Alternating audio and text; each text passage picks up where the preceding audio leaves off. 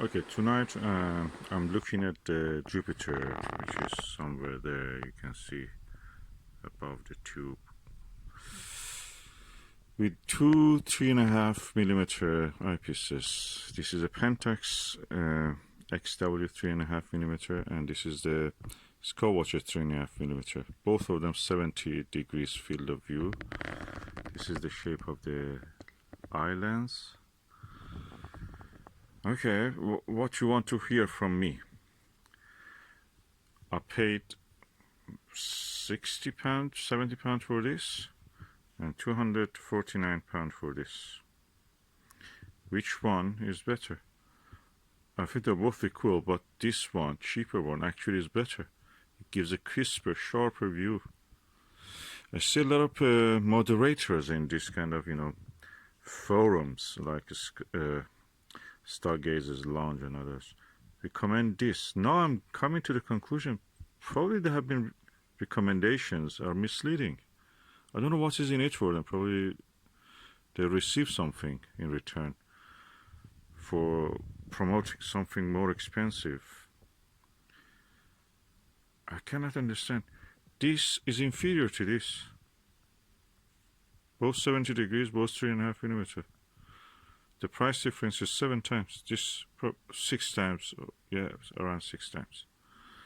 So this is 6 times more expensive, and yet quality of this one is better. What can I say other than that? They maybe are receiving something in return for recommendations. Some may say bribe. I will not use that term.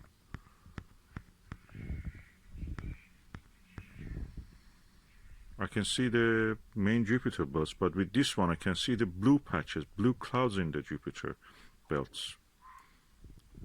So, and I know one particular moderator actually has reviewed both of these, and he says this is not good. I don't know what they say. This is just called average. But this is premium, as they call it, and this average one is better than the premium. What I'm using is a Lyra 102 f11 Fraunhofer optics, Fraunhofer achromat, and I'm observing the planet Jupiter.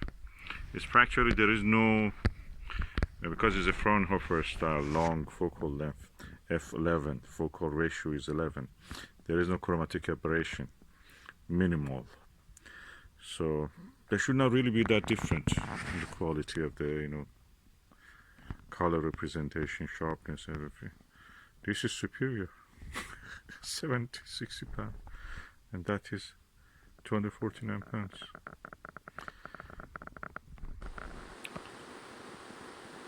I hate to say that, but I think that we should get the reviews of at least this forum that I mentioned a little bit less serious. They are related to a company called First Light Optics. Okay, I have to mention that the Lyra has a 1 to 10 focuser, dual speed focuser, so I can really go to fine focus, fine as possible. I'm surprised this one really much better. I spend more time actually observing it this one. Can it be they're just bribing the reviewers?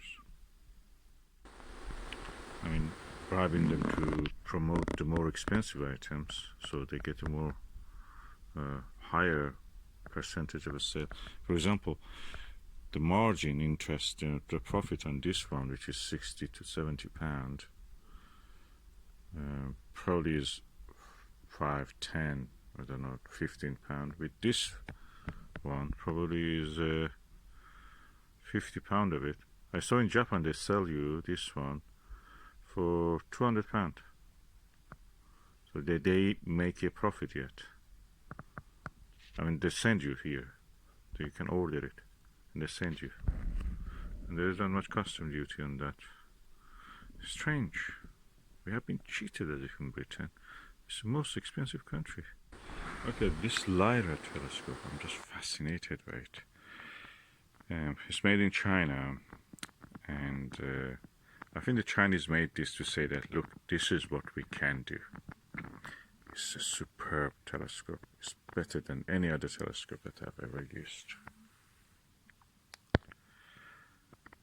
It's mechanically, optically superb. I wish the others also would make such telescopes, but usually they don't. This one, new, doesn't cost more than £500, probably less. I think Telescope Service sells that also, or Telescope Express in Germany. But that is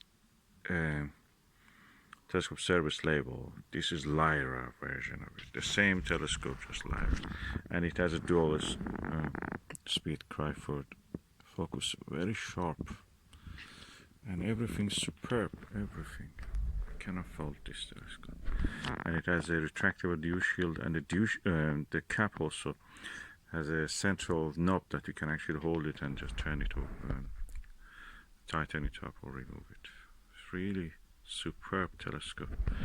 And look at this CNC machined, and the size of the knobs,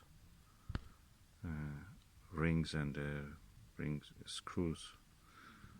It's amazing, and the quality of this dovetail.